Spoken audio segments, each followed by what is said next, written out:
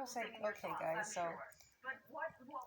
this is a shirt that I'm just revamping. It's just a regular t-shirt. It looks just like this. If I was to turn this around, you'll get a better picture of what this red shirt looked like. So basically, it's a regular t-shirt.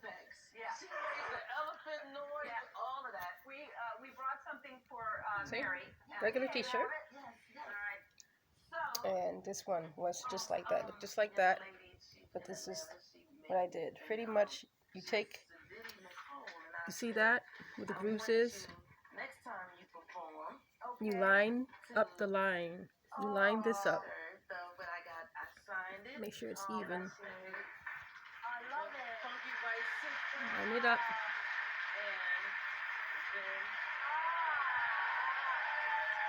And then as you do that, smooth it out. And then after it's smoothed out, I got you something also, so can we bring it out? You take this part right here. And you just cut all line around that area. Now, if your sleeve happens to go like this, when you line it up, it's more like a V kind of, not a straight box, more like a V. Then you just take the same thing. You take the edges that are hemmed and sewed, whatever you want to call it, that are sewed, and you just cut along that line.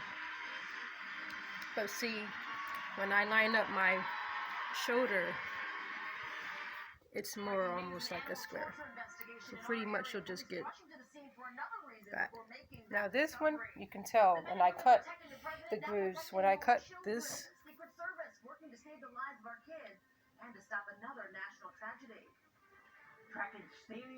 you see it? When I cut that, it became like this.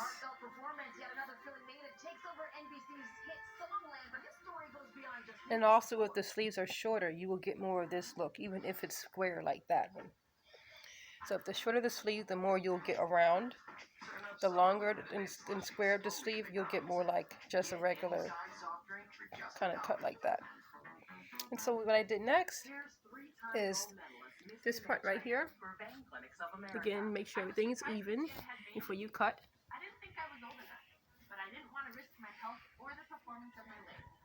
See that? And then if you want, you make a measurement from your, I would say from the collarbone to the middle of your chest, depending on how long you want your V to go down. Me, I'm kind of modest, like it that way.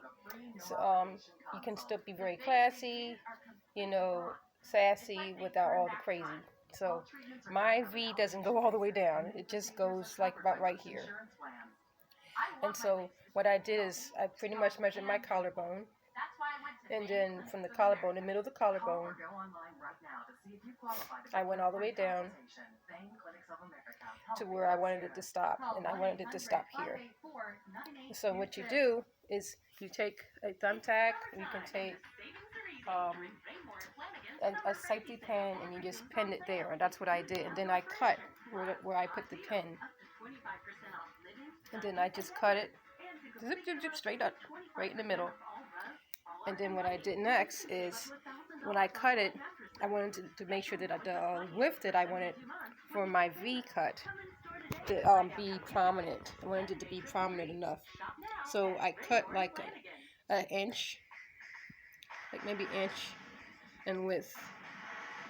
And as you can see, that's what it looks like.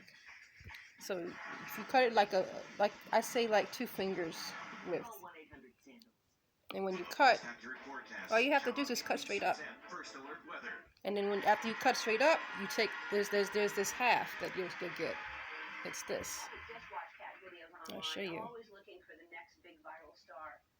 You see that? So after you cut in the middle, you'll take half of this length, right, at the bottom,